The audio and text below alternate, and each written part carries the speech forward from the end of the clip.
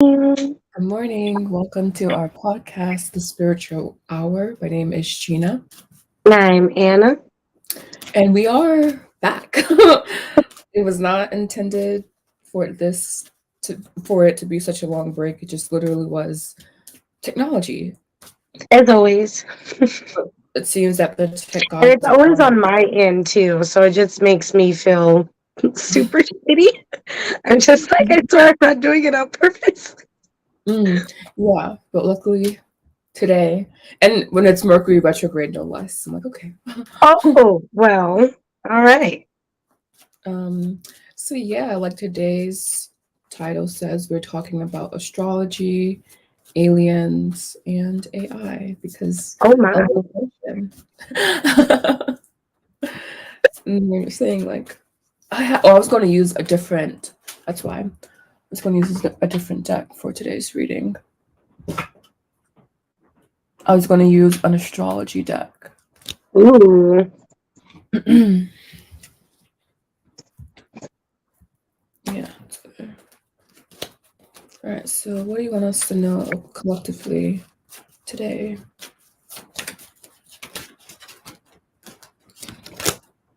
We have endurance here. Oh. And this is Sun in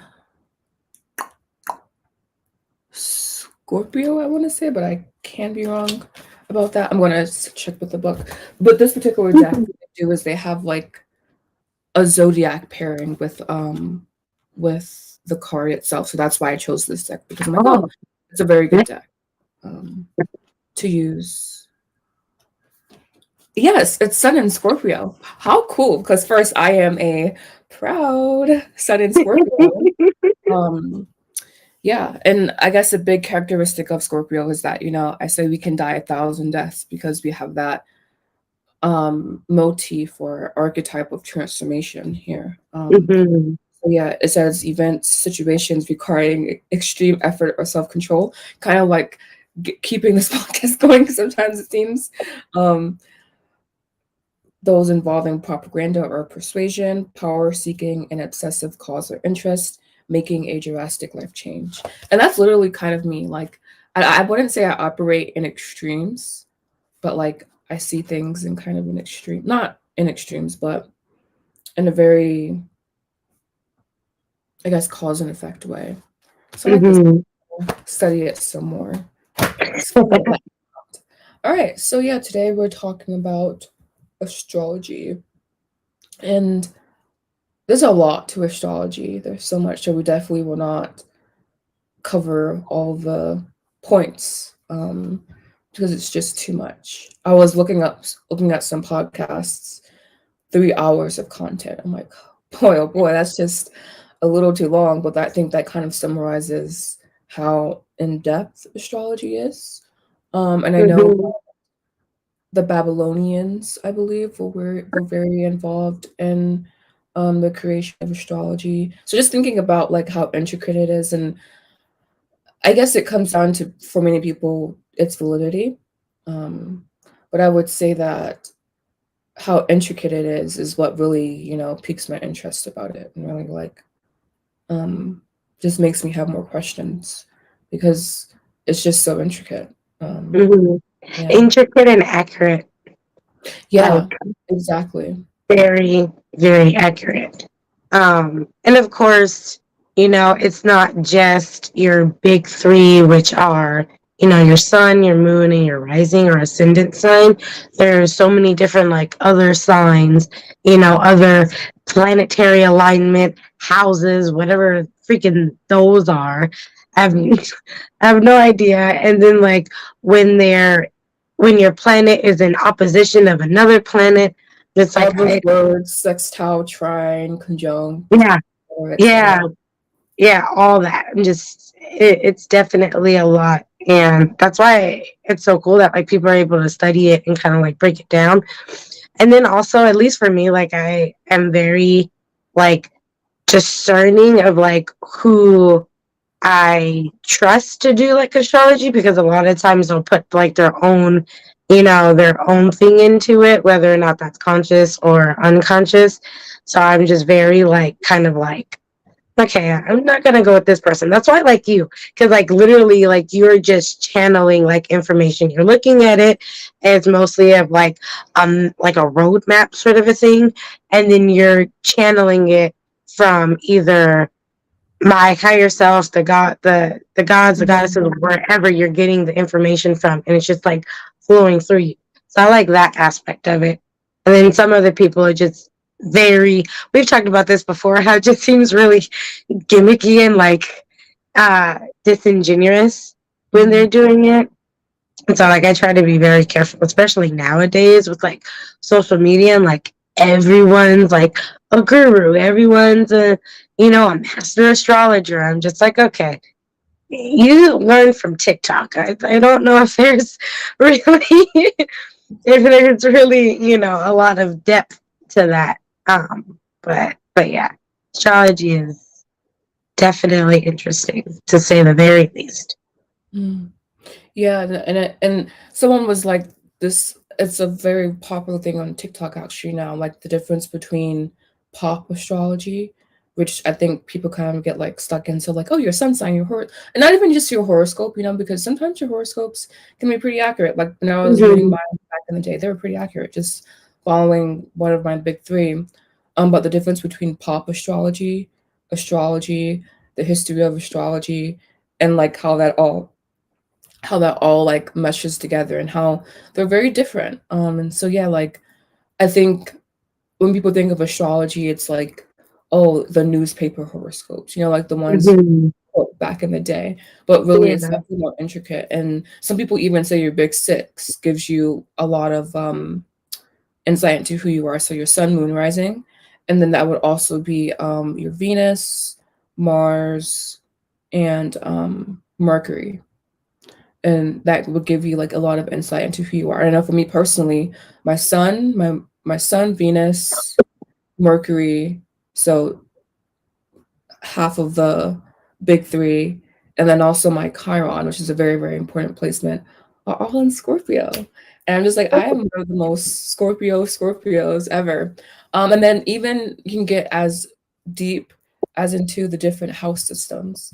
And knowing the value of studying from all of them, I think, is really big. I recently got a reading done from someone. It's something called astrocartography, so not quite astrology, Yes. but kind of close. And she used both my whole sign, Pelicitus, and Vedic chart, and I'm like, wow, so thorough. And I know one thing personally, like this is why it's again really important for you to study all of them if you're really just gonna like dive deep into it. Because I know for me personally, I am a Capricorn rising in Vedic, Pelicitus, and whole sign, meaning I'm a Saturn being. So that's just, it can give you some context, into your personality, and that line of continuity is really cool to study. Like another example, eighth house. That's where I have my Leo North Node placement in both Pelicitus and whole sign, and I didn't notice that until actually quite recently, actually. So again, it's just cool to like study and see where the continuity is between the different house systems, and even different like branches of it. I know there's even Chinese astrology, which I'm like, I need to know Western astrology first, and then I can like dive deeper, because I'm in a couple of groups as well on Facebook, and someone was like, "Oh, you need to study like this one system that has 13 signs, which is I think a newer interpretation of." Mm-hmm. And I'm like, but I think for me, and I think for everyone else who's watching this, I think it's really good for you to get a foundational understanding versus just kind of like skipping to the end. And I think that's something we have trouble with when it comes to like Mm-hmm.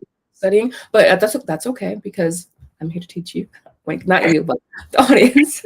But me too, because you're like eighth house, Chiron, Mercury. I'm like, uh-huh, I okay. know where your Chiron's at. It's in the second house. I'm like, holy shit. I think, yes, that's your Chiron was there. I'm like, holy shit, man. Like that's a very, very intense placement.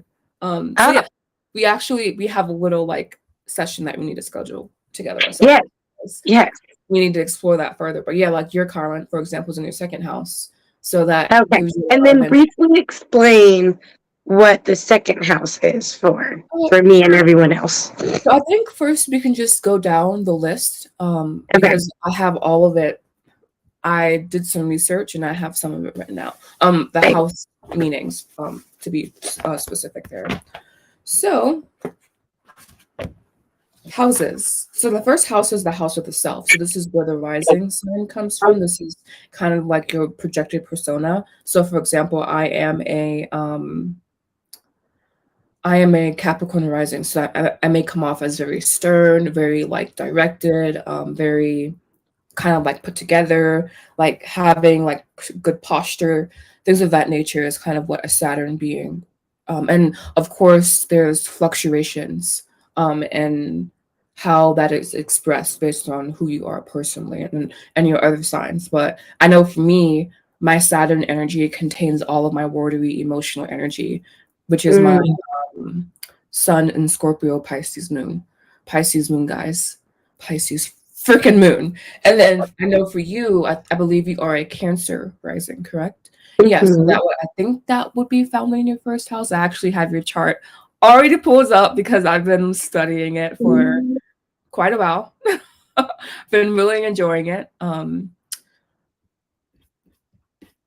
Because they say it's a rule, but I just want to make sure. Yeah, your first house is in Cancer, so that is where your rising sign's at. So yeah, first house Cancer.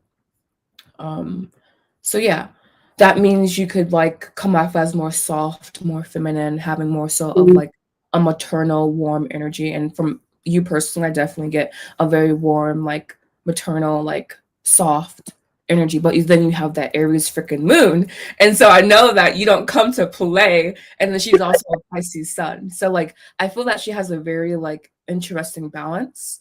Um, being a very feminine being, but also just having that like direct energy that says like you will not F me because I will like cut you. And also they say that fire moons and water moons are like a very like tough placements. And I think for Aries in particular, it could be difficult because like it's like you see the way and no one else sees the way. And you're like, let's all see the way together. Mhm.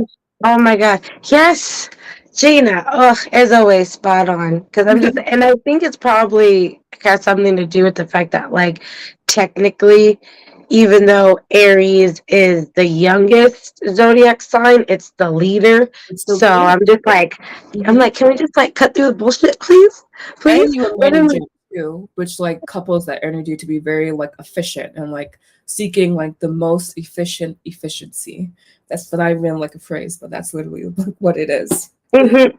Which I think kind of makes sense because I always thought it was like a laziness sort of like energy that I had, but now I'm starting to think of it in like a different way. Thinking of it more as like I try to do the least amount of work possible, but in like an efficient way. That way I don't have to do it again. And then Mm-hmm. I think if I can't do it in that way, I just won't do it at all. So I Mm. think in my head, like that's what I thought was like lazy. But now I'm just like, no, like if I just don't see the most efficient and like the most like uh the best way to do something, I'm just like, I'm just not gonna do it because I'm just like What's the it's point? not yeah, what's the point, you know? So it's very interesting to like kind of like reprogramming myself and like thinking in like different terms, so I think once we label ourselves in those ways like so harshly like that, it It's hard to definitely undo it.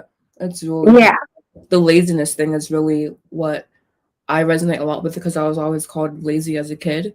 And me so too. I'm not a manager and I'm actually just a generator. But I think laziness is like kind of a part of my process because I still have a very like driven mindset. I just need time and space to like fully like actualize Hmm. what that is. Um, Yeah, so yeah, it just and have a very like slow burn energy sort of a Scorpio, thing. really Yeah, freaking Scorpio. Oh, exactly, it's the Scorpio. same with me. I'm just like I just I'll do it slowly, and then once it gets going, bam, it's like, and then like it's interesting because like I feel like a lot of people think I'm like spontaneous, which isn't the case because I'm always mulling over like different outcomes and like what I want to do. So when I finally do it, it seems like, oh, it's like such a radical thing. It's like such a big change. I'm like, no, I've been sitting on this for like 6 months to a year. I just finally was like, now's the time, and like I'll do it. So to other people, it seems very like chaotic, but it's like very methodical on my end. It's interesting. Yeah, I feel like it's not methodical for me, but like once I have a hit, I have a hit. For example, I have some oracle cards that I recently got done. I know, right? So cool. But I've been doing the same oracle set for like, I don't know, 6 months, you know, so it's been quite a while. But then like literally in 48 hours I finished them. So like I was doing it for so long, but then like I had a hit and I'm like, oh, I can get done now. So like that's kind of how my creative process works. It's sporadic, I would say, but like once I'm there, I'm there. So Mm-hmm. that was your first house energy. Just want to continue because we have your Chiron in your second house. And so your second house is your earned money, houses, cars, financial stability, financial self-sufficiency. So having your Chiron there for you in particular, if you don't know your placement, then this is for you. But for her in particular, it can show up in a very interesting way because Chiron is basically the wound that never really heals itself. So this could first be something that like it experienced in past lives, but also growing up really like I feel impacting the inner child. And see, the inner child is very interesting because the way it synthesizes information is just not quite the same as how we do it now. So like it's a very like core thing almost. And so having the Chiron there, it's basically like you've seen the depths of despair. And so you have the opportunity for like the height of it, you know, or like a greater height. But it's always something you have to continuously evolve Work into. towards. Yeah, work towards and evolve into. So it can be a very like it can be a very hard placement, honestly, because you know it's something that you have to continuously put a lot of like your effort into, and we know that it should be effortless. So this is almost like an extra weight. Chiron really just represents an extra weight that you carry. And I know for me personally, my Chiron is either in my 10th. I haven't done your Pellicida system, but that was in your whole sign system. I'm going to go back and also look at it in your Pellicida as well. But I know for me, in whole sign, it's 11th house, and that's friendships and hopes, dreams, groups, friendships, etc. And I know I've had like some of the most not tumultuous, like as in like fighting, but I would say emotionally, I've always felt trepidation connected with people. And so having Mm, my Chiron there, I'm like, oh, groups, people, makes sense. friendships. It makes sense because I've always had this like I'm the outsider. Like I remember like even like playing on the swings like in literally like first or second grade and like just feeling like okay, I'm the outsider in this group. I don't really belong with these children. Like side note, they were literally like we were in like the third or second grade and they're like, "Oh, that girl doesn't have any shape. Her body's like flat." I'm like, "What are we doing talking about this?" When I was so young. But that's what we would talk about. I felt like I was more like shapeless child. But of course, I would be a shapeless child. I'm a child, you know. But yeah, that's what we would talk about. So I always felt I'm the outsider. And Pelicitus, Chiron's in my 10th house, and of course, I have an absentee father. And 10th house is about father fame, like that type of thing. So like these wounds, like these placements, it's correlation, not causation, with Mm-hmm. everything in astrology. But it just like it really hits, like you were saying, it's so intricate and also very, very accurate. But yeah, that's Mm-hmm. your Chiron placement. So That makes sense. it's like as because I always want to emphasize as much ugliness there's so much that much more potential for beauty. But it's just something Mm-hmm. you really have to like consciously work at and like put a lot of effort into. And not even like effort like in the physical world, but it could also be emotional effort, emotional strain, Mm-hmm. mental effort, the mental strain, the spiritual effort, the spiritual strain. So like it can like show up in like I feel more varieties of life, this Chiron placement. And that's why it's like playing whack-a-mole sometimes when you're doing the healing work, you know, it's like, dang, like this is tough, you know, but Mm-hmm. I feel like I said, like I don't know if you've ever seen you Hakusho or whatever it's called. Yes, Yu Yu Hakusho. Yeah, but you know how like he was wearing the weights in the last fighting rounds, and so like Hmm. way down, but like when he took the weights off, it was like he had all that extra power, and it's kind Yeah. of like that. It's like we weighed down, but when we're able to free ourselves from it, we'll really have that very broad perspective. But I feel that Hmm. placement, if we don't actively work at it, then it can definitely be like just this negative shadow in your life. So that's Hmm. that's your second house. In general, when that was her Chiron placement. So now I hope we don't mind me keep talking, but we have like 12 houses. Okay, so That's I fine. just want to get This through is them. this is a very Gina episode because, girl, you know I don't know nothing about this. So we have our third house. This is communication, style, siblings, elementary learning capacity, hobbies, interests, neighborhood environment, the goddess energy. Third house is very interesting. I have my moon and my Jupiter here. So So it's Pisces for yeah. you. Oh, go yeah. Okay. Miss, she's coming through with the I'm place. I'm really Dang, blue. word. Yeah, my Jupiter's in Pisces, my moon's in Pisces. I think with both systems. I think they move houses, but both systems. Okay.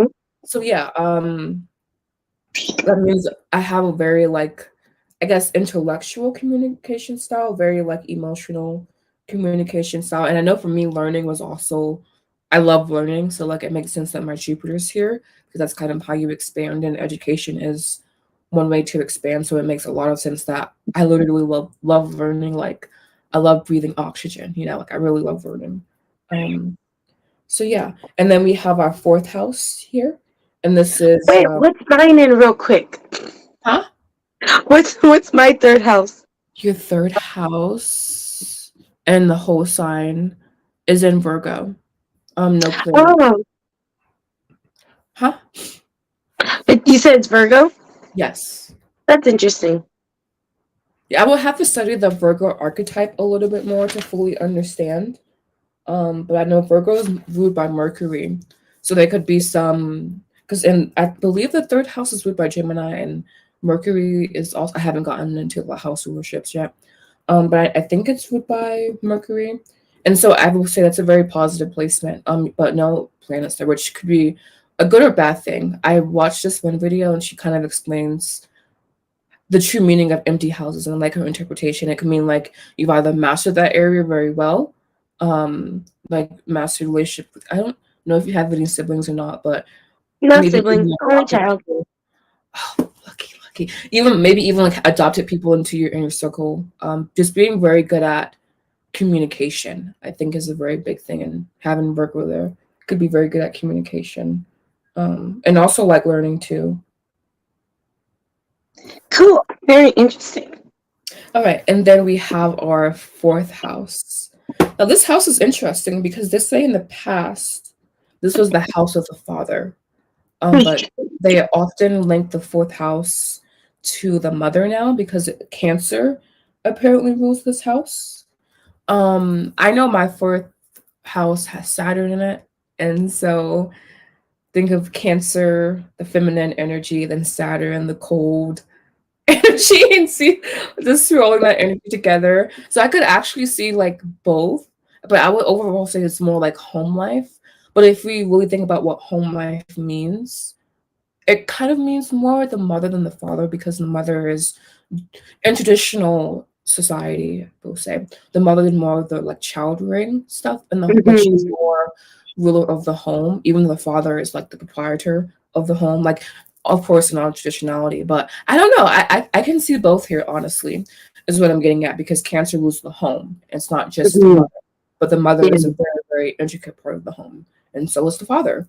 So that one I found to be very interesting. And I know I have my freaking Saturn here, and so that just means, as a Saturn being, I'm a Capricorn rising, by the way, so I am a Saturn being. Having Saturn in my fourth means I just had a very like cold, tumultuous upbringing.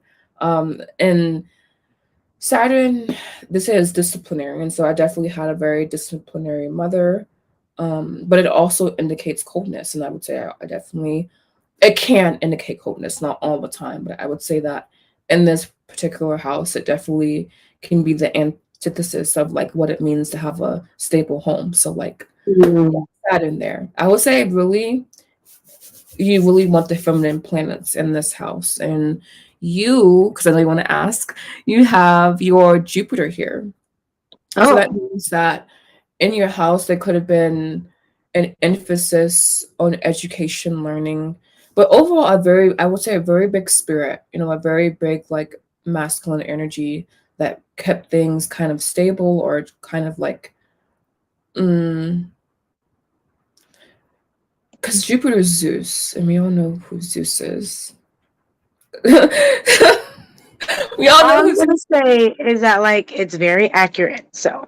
we know who Zeus is. So like there could been some weird stuff there too. But I would say overall it's a positive because Jupiter is still warm, even though it can be distant and cold, it still has a very like Hmm. big warmth to it, I would say. Yeah. Could have been No, overall that.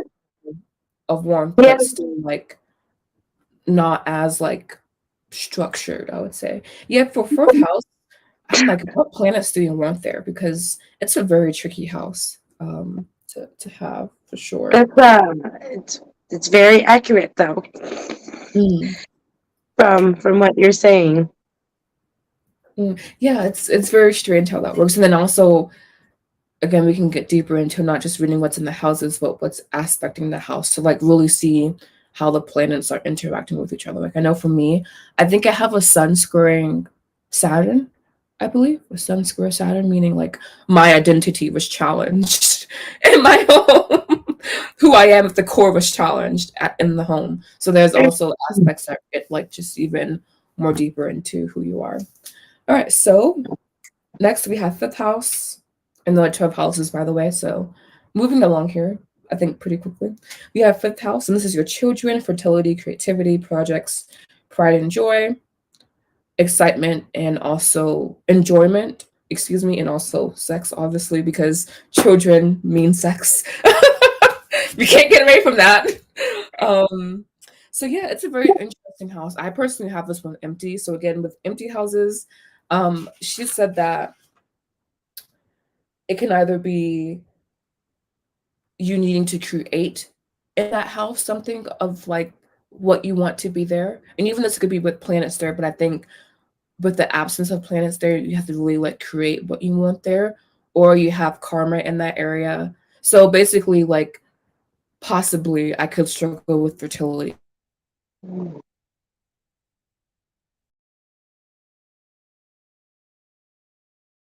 Gina. Doing so good. Okay, we're Okay. back. I was like, oh no. And so that means Oh, there we go. Okay. I could The audio cut out for like a few seconds, and I was like, oh no. okay, let's try this again. I have this house empty. And so for me, I know I've had this irrational fear of not being able to conceive children.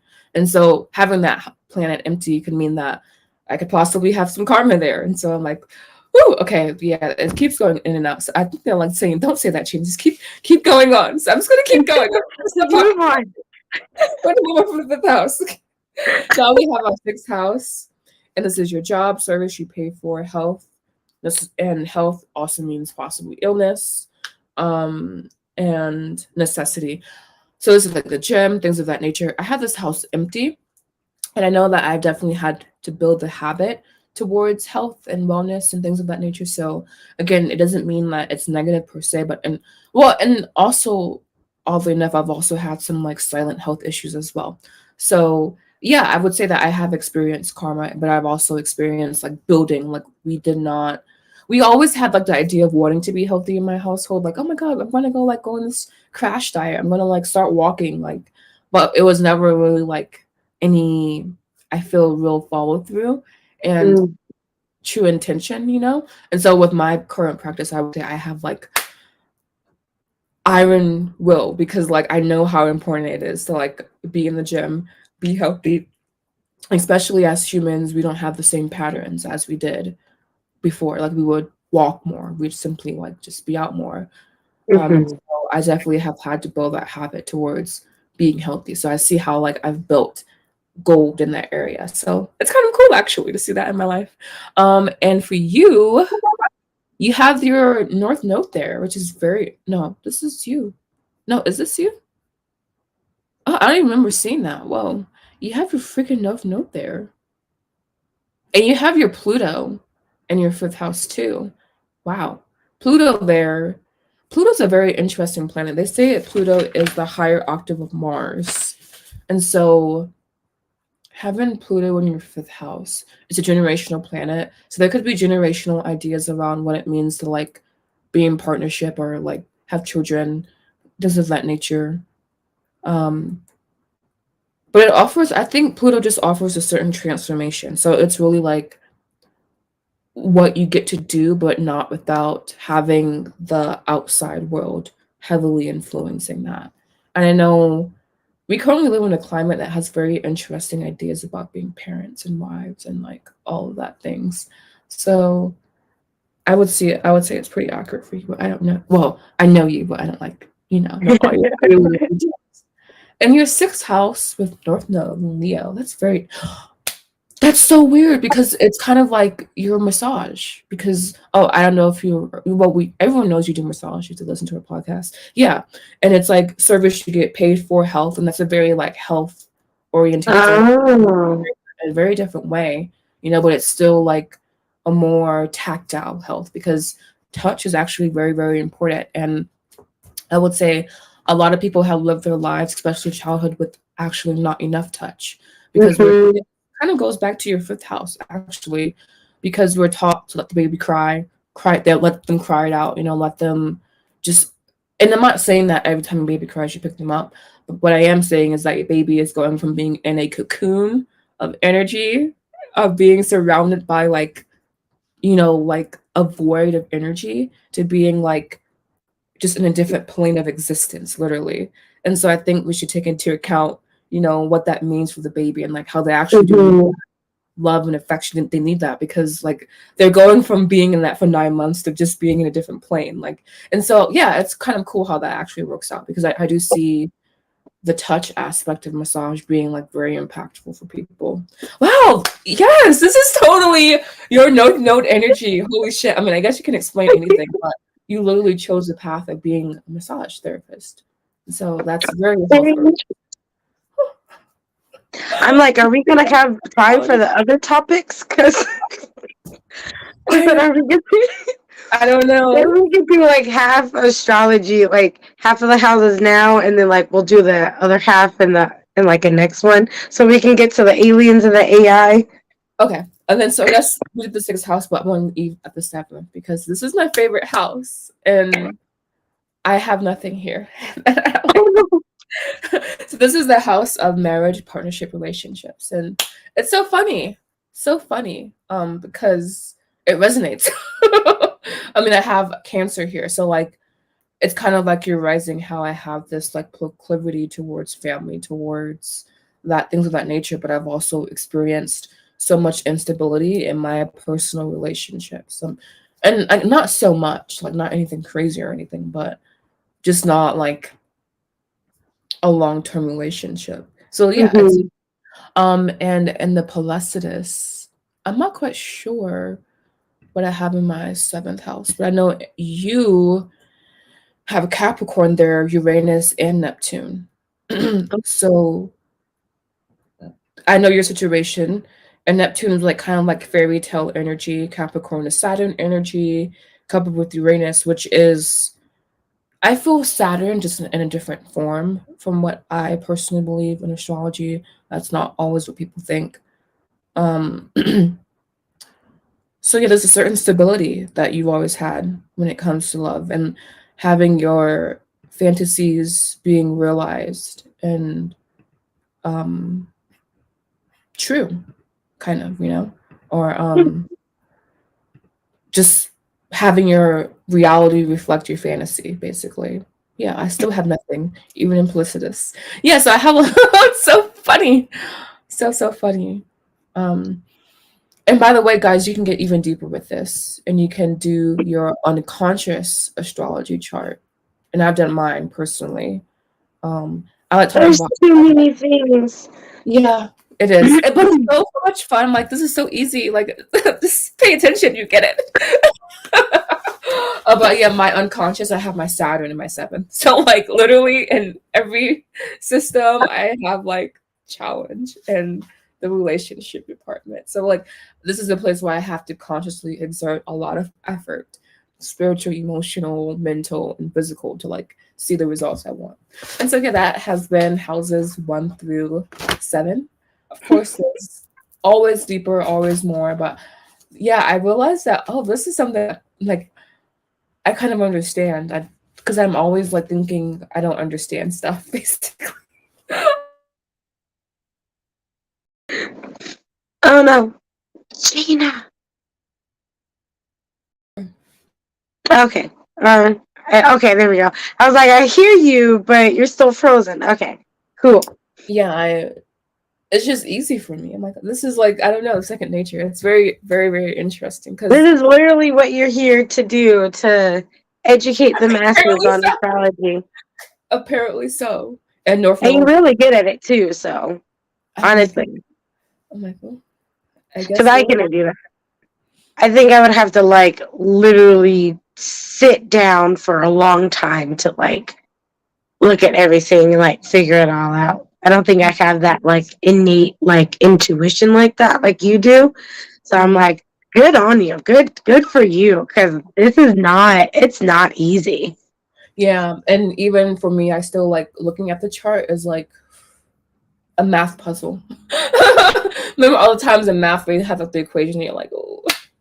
If you don't even mention math to me, I am not good at math whatsoever. Mm. Oh my god.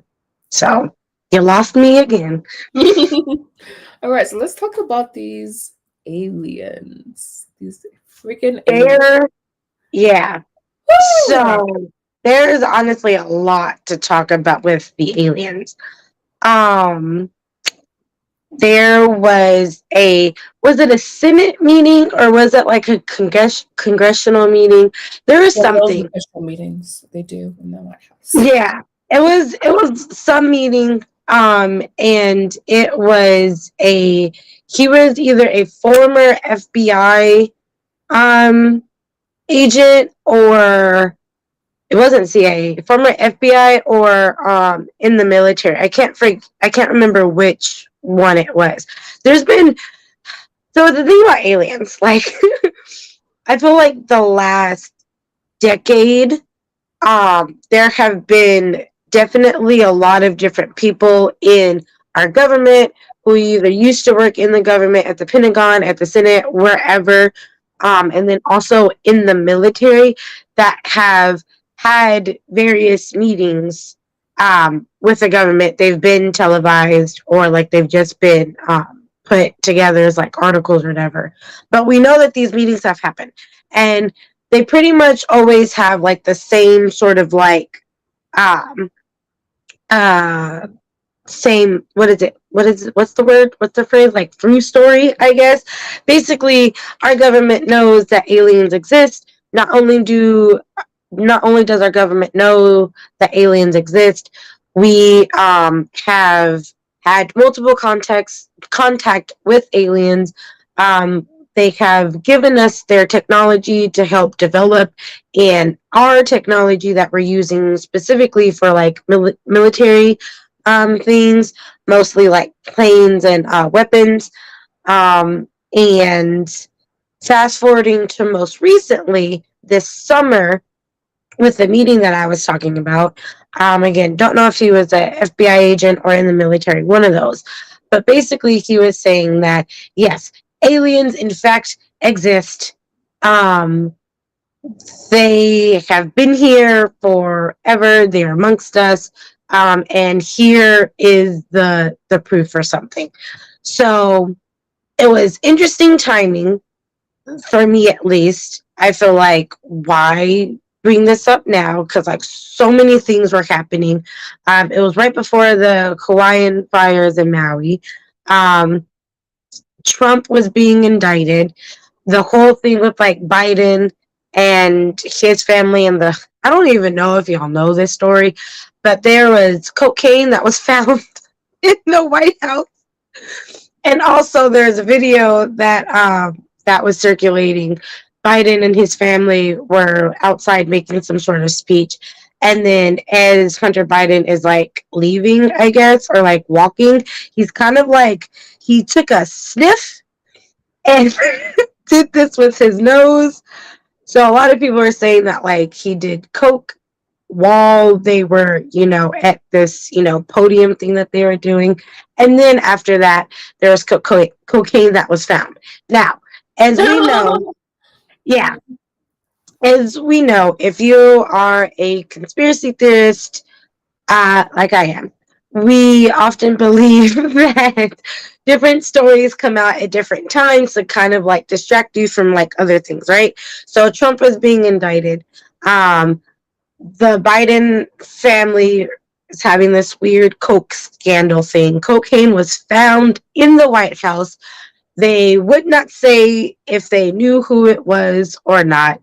We know for a fact that Hunter Biden has had trouble with substances, particularly coke. So, two and two, I mean, it's possible that it's his. Um, Anywho, so it was just very interesting that the story, broke that someone was having a meeting with, our people in the government to talk about the existence of aliens. Um, and then there were at least three different reports that I saw. One happened in Nevada. I think it was like June or July. And it was a family that reported seeing a flash of light. Um, and then in their backyard, there was like, I think they said 7 foot tall or like 7 to like 8 feet tall, like unidentifiable like beings, right? The cops actually did come out. They investigated, they were asking questions, and it was interesting because the one of the cops that responded to the call was like he literally came out because like he was interested to see if like they actually did find something, because I guess like he kind of believes in aliens. So he was like actually kind of taking the family seriously and like listening to like their report and stuff. um but so it was like 7 foot tall aliens. They weren't really doing anything, that the family said. They were just kind of like outside, and there were, I think, two or three of them, and then they just disappeared because they don't know where they went. They didn't see them like get into a ship or anything. But when they saw the flash of light, like there was reported that something fell from the sky. So I don't know if they actually found it or not. Then in Peru, in a village, I believe it was Peru. Yes, Peru, in a village, the villagers had reported seeing 7 to like 8 feet, 10 feet tall, unidentifiable beings. They said this is the funniest part of the story to me. Um, but it was reported that these villagers, they saw very rather large beings. They didn't look human. They were bipedal though, so they were on 2 feet, but their facial features were not human whatsoever, right?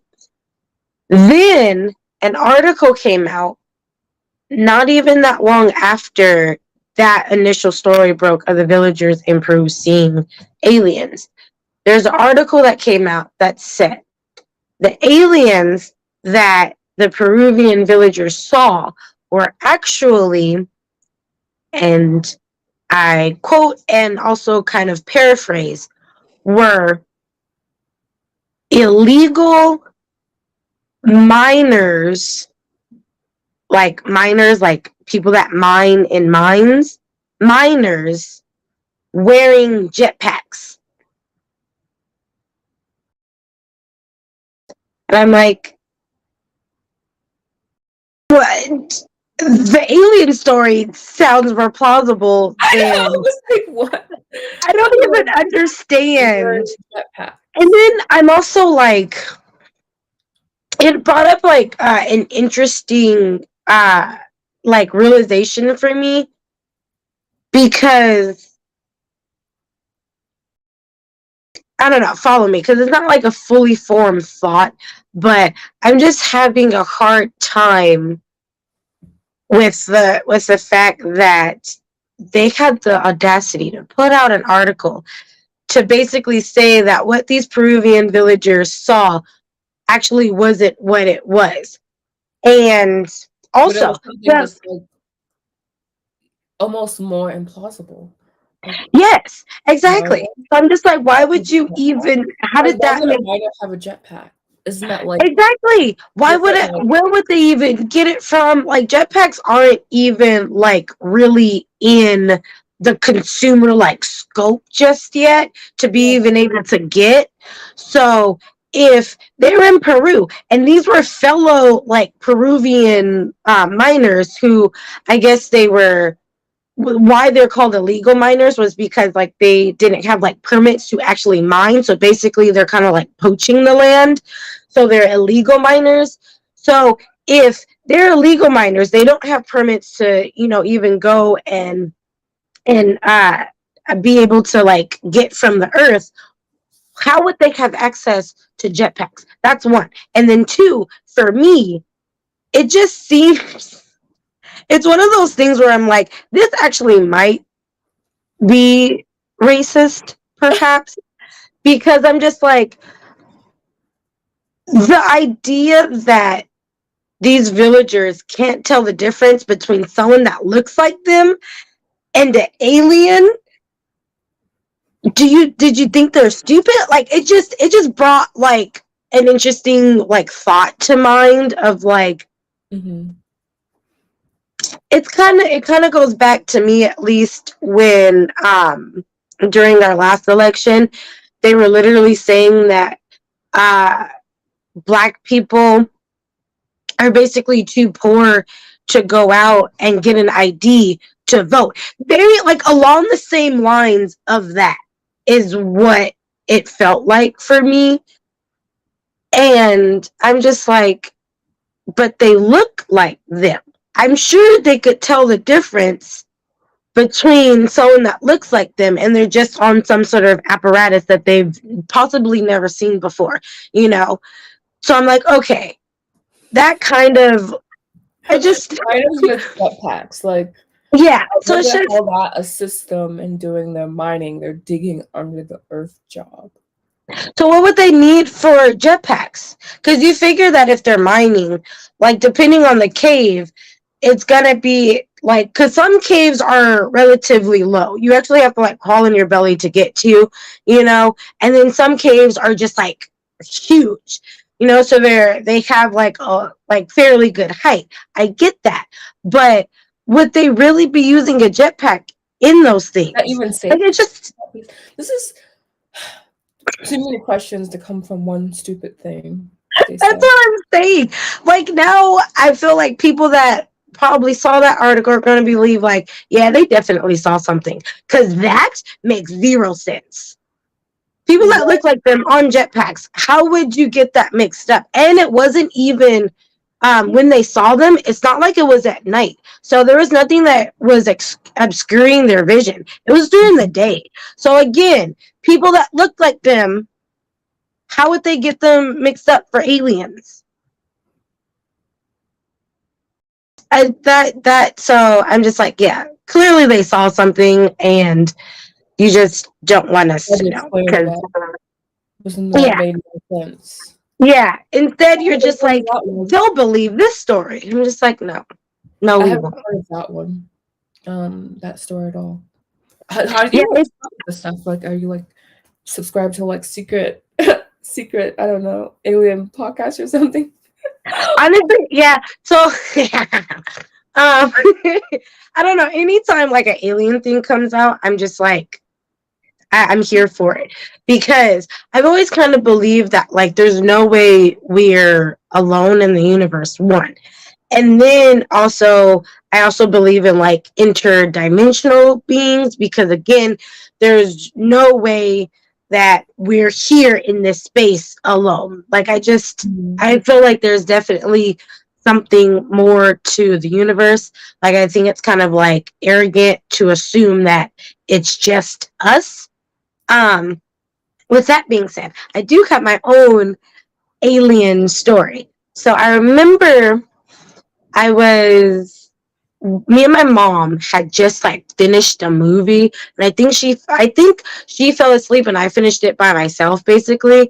And then I turned off the TV and I'm just like looking outside. Like the window was to my left, and then like I could see one of the apartment buildings that was next door, and then some trees, and then like it's just like open sky basically. So I have like a pretty open, view of the sky.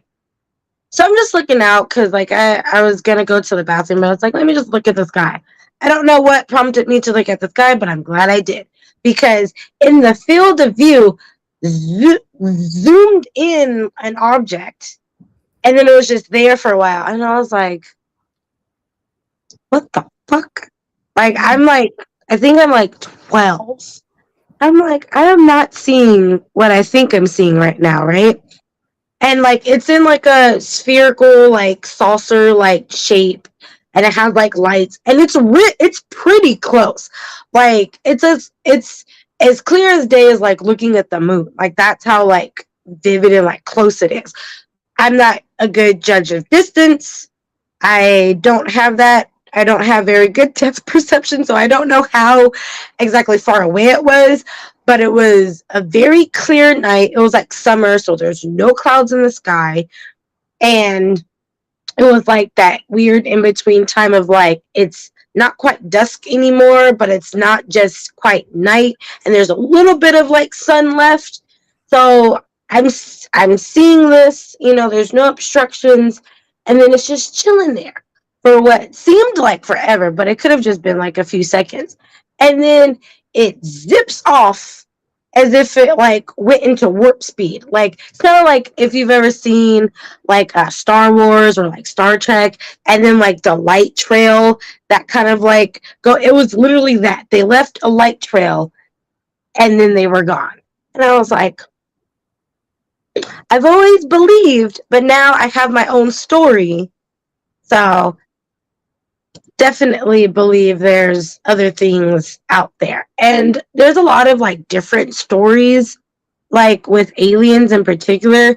A lot of people seem to think that like it's us from the future coming back in the past. And I'm just like, if we have future technology like that, I don't know if we would actually come back in like a mechanical like I don't know if like that's how our travel would be. Yeah, and see this I think that our experiences with pop culture alien media has kind of like warped what it really means to even conceive of alien, because we automatically think of it from a technological standpoint. But for me personally, I'm like, well, how have they evolved on a biological level? Like, Mhm. and I suppose that we would make technology that could interact with that new biological advantage or whatever I guess it would be.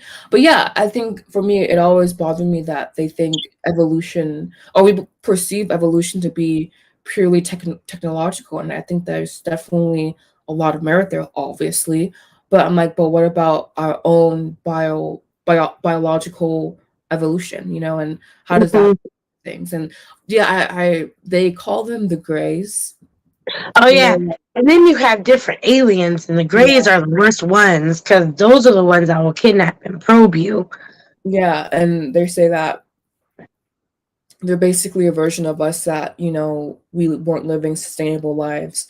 So they came back to harvest our DNA or something like that. I'm like, I've heard that too. There's a lot of different yeah. like I guess theories. I I would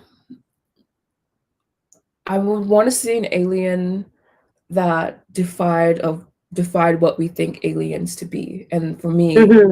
as not will be the true alien, but I think again we're like, so this image and pop culture media of like what it means to be alien with black eyes, the skin, and but I'm like, what if Hmm. they still look, what if aliens look more humanoid than anything, you know? Which is kind of like what I'm thinking. Yeah, and also because you were saying interdimensionally as well. And for me, when we were saying there were aliens, first there were always aliens, and we were never alone in the universe. But I'm also like, well, what kinds of aliens are coming here? Because like I'm like, what is the density of Earth? Like, you know, what level of consciousness is Earth at? Because I'm like attracts like. And so I'm like, I don't know. Mhm. I don't want those aliens coming here because, I mean, of Mhm. course, we have beautiful light on planet Earth, but I think collectively, we definitely have a lot of like mental health stuff, emotional stuff, and so yeah, I'm like, very very interesting. That you know, of course, it was confirmed, but I think you'd have to live in a bubble if you ever thought aliens didn't really exist. And I'm not saying that to be pompous or anything, but you were saying your story. I would say I have a similar story, but it was more fast and more distant. I remember it was like that period where Katy Perry made her fireworks song, and I was like maybe like in sixth or seventh grade or something like that. So maybe like 12, 13, 14ish. I don't really Oh don't know. God, that was like high school for me. Yeah, I was baby. I'm baby. But yeah, I was driving and then I saw like this saucer. Well, I was not driving. Someone else was driving, and I was in the car with them, and we were listening to the song "Firework" or something like that. And then I saw like this little saucer thing in the sky. I'm like, oh, there's the alien. But like I said, for me, I just never bought into the idea that we were the only life form because theoretically, it doesn't make any sense. I mean, just from like a purely theoretical standpoint, there would have to be more life in the universe than just humans. And I would Yeah. even go as far as to say each planet would have a life form adapted for that specific planet's atmosphere. So whether or Hmm. not it's what we understand to be sentience, they could be sentient, but just in their own manner suitable for that atmosphere. So yeah, I'm not. I mean, I'm not surprised, but waiting for more data, I guess, to come out about, you know, what the government has and why they always use technological advances to advance military, but God forbid we use like natural science to like enhance like lives and like medicine Hmm. and because if you can find wartime crap, there's no way you can't find medicinal stuff too. There's just no way. It's the same thing, just applied in a different way, in Hmm. my opinion. So I'm like, it's I feel because you're saying you're a conspiracy theorist, I definitely am too. And so at that point, it boils down to crimes against humanity, in my opinion. Because if it's like technology that could help us, that could like regenerate limbs, cure cancer, cure like diseases, But bring. then they won't get any money, Gina. And it's just like it's That's the just like whole point. This is I'm what like, happens oh, when you're a low please, vibrational why do we being. all Like, die? I'm like, what is like like for me, I'm like, you all gonna go back to spirit anyways, gonna go back to the ancestors anyways, darling. What are you doing? You know, but I guess they're but they're living. vibrating down here, so they don't realize it. So they're just like, gimme, gimme, gimme. Yeah, I guess so. But yeah, it would be crimes against humanity at that point, in my opinion, because if we have the technology to improve, and I know we do, then why aren't we using it to improve society? You know? And so yeah, Instead, that's we get phones. that's where I stand with aliens. Yeah, and you know, my mom always said like the technology that we have now, they had way back when. We were just not like it's just now becoming consumer approved or like because you were Yeah, saying the jetpacks and stuff. I feel like we've already had that technology. It's just becoming like yeah. more readily available to us. I do remember hearing like a thing basically saying that like any of the technology that we get as like consumers, by the time it hits our consumer market, like for the individual to buy, it's already been out for at least 20 years. So just imagine we're 20 years behind, and like we have like Samsung and iPhone, and we're 20 years behind, and we're just like, oh, these are, great technological advances, right? Then like, so if we're 20 years behind, what do they have? What, like, they clearly have like better things. Because I'm Hmm. like, if this blows our mind, then like clearly there's better. Yeah, I that we could improve the overall human condition, and for them to be withholding that is a crime against humanity. And like, Hmm. I would just love to see them punished to the fullest extent of the law, because Hey, I'm like, there's a Scorpio. justice, justice. Like, it's just Oh my, it's sickening. Like it's absolutely sickening for them to yeah, like purposely do certain things to withhold from humanity, but like do things that move us forward but really set us back. Like for yeah, example, our phones. I mean, I yeah, guess improved communication, but like it's not. I just feel like it's more. It can be like the EFM, hmm, whatever emits can be harmful to us. So like I know that we can have clean technology, you know, and things of that nature, and it's just I guess maybe some of it is idealism. I do have back to astrology. I have Uranus in the second house, meaning Uranus is like a step up from Saturn, but it's very technologically based. It's very like focused on technology, and it's an Aquarius that's innovative. That's like, you know, information. information, things of that nature. So of course, I'm going to have like crazy ideals when it comes to technology, but I really believe we can have clean technology, and I really also believe that we as humans, we can evolve our biological DNA to be different, to be more advanced. But that would, I guess, until people actually wanting us to get there. And I don't think they want us to get there collectively. I don't know. I'm pretty sure they don't want us flying and doing a lot of crazy No, not until stuff. they figure out a way to monetize it. Like, look what they did with weed. Like, there's no reason why weed should have been illegal for as long as it was. Hmm.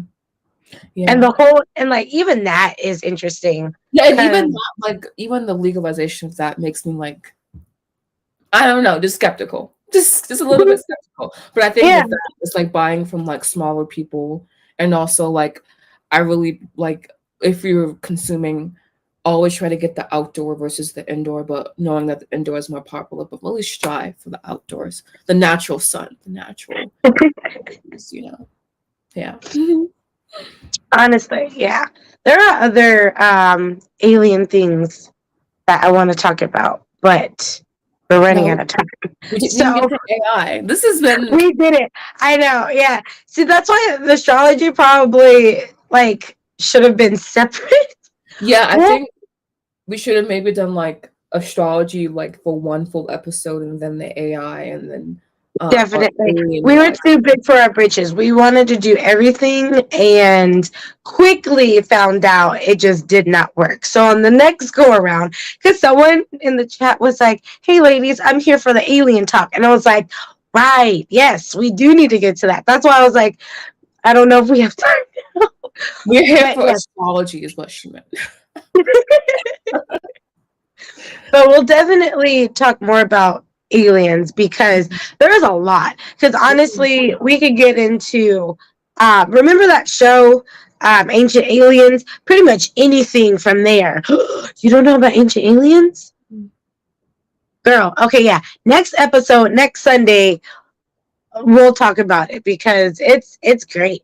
It's basically just a bunch of conspiracy theorists, also with like some like people that are like kind of sort of like in the spiritual community ish in that realm, who believe in aliens and believe that we have had contact with aliens for millennia since like the inception, and And also that's what believe I that, also believe too. oh, Our then you'll ancestors were enjoy. privy to the information of aliens, okay? And it's just like I feel that so much of our information like has been lost to like modernism and like how they control this is where it gets really dark and like sinister because like they control the information that I'm we not even going to tell you consume. about that.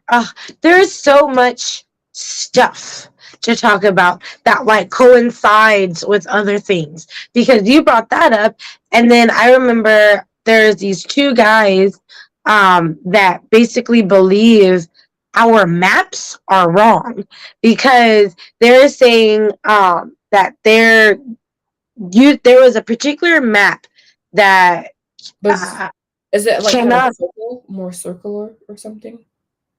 No, not that one. I heard about that one too. But no, this one pertains more to the area where Russia and like Eurasia is, mostly in like Russia, where a different there was a country like there that had on one of these maps had a flag, had a crest and everything. And then all of a sudden when you go on throughout the years, they don't have that on the maps anymore. And it's just really interesting how like they seem to be changing the maps to fit a certain timeline within history, because then that even coincides with the Middle Ages or like the Dark Ages. How like which this always perplexed me because it just didn't make any sense to me. So the Dark Ages were from about the 12th century to the 13th or 14th. Um, and literally, we are to believe, this is why it's called the Dark Ages, that nothing came out of it. There was no significant rulers. There wasn't even any like famines or like any significant diseases to report. Like literally nothing happened. And I remember reading that as a kid and I was like, that doesn't make any sense. Because every time period Was the time has that something. I Huh? thought Dark Ages were the time that Europe had like ooh, freeze on rats, freeze on rats. You don't remember that? No? What? There's like what's it? It's like the disease that rats carry or something. Oh, the bubonic plague? I Yeah, think that yeah. was after. Oh, really? I Wow. think it's like Maybe slightly before. after. I was like, what the Yeah, we like had this song, and what it was like one of the, like they did it to where like it was a parody of like a famous song, but it was like educational. We did a lot of those in school, actually. Too many of them. Interesting. I mean, I remember Ring Around the Rosie, and like that song is actually about the bubonic plague.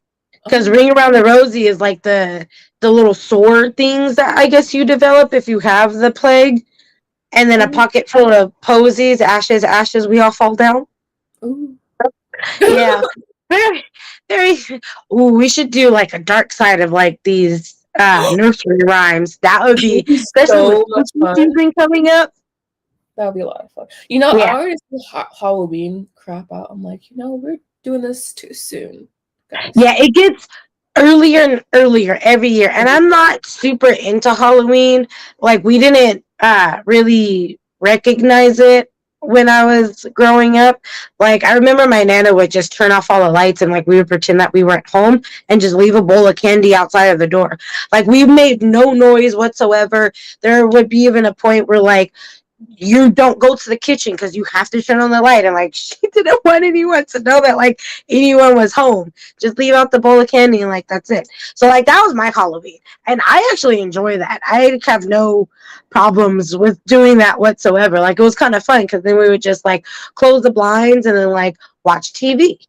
And like back then in the day, like the TV light wasn't that bright anyway, so it's like no one's really seeing you. We had like those thick ass curtains, you know. But yeah, so that was my Halloween. So I'm just like I don't really understand it really, and I also Actually, don't like horror stuff. Halloween So is actually a holiday that's been celebrated like throughout all of history, and mhm. even in different places. But it obviously wasn't Halloween. It's just more. So Yeah, I it's found just that to be very, their autumn celebration yeah. essentially, like their fall equinox celebration. Yeah, because literally everywhere celebrates it, and it always centers around death too. Because you have Dilos de los Muertos. I can never say that. Um, and then you have like even Samhain, which is the Celtic like version of like Dia de los Muertos, the Day of the Dead. They have like their own version where they recognize people that like passed away during that year. Their Mhm. ancestors. They make an altar and stuff. They have like different like foods and stuff that they prepare. So it's interesting that like nature wise there's a time to revere like celebrate your dead, and it seems to be the fall. I don't know of the significance of like fall and like death, what that why Actually, that when you die, connection. Hmm? leaves are dying, but also I guess Oh yeah, that too. like everything is also like evergreen because it always comes back. Yeah, It's kind of like the nature, we don't believe in reincarnation and we didn't, but it's almost weird how nature kind of illustrates the idea of reincarnation and its actual blueprint and itself. rebirth. Yeah, and Hmm. renewal. All the R's. Hmm. Yeah. Okay. Well, Guys, we gotta go. We that was know we just going on a rant. longer today. Yeah. So We'll I guess definitely do more alien stuff next week. Jasmine, for for you. Um, sorry, we got really deep into the astrology it's rabbit hole, but really definitely more aliens, and then we'll touch on AI. yeah. Alrighty, well, this has been our podcast today. We want to thank you so much for joining. My name is Gina, I'm Anna. and we will see you next week. Yep. Bye.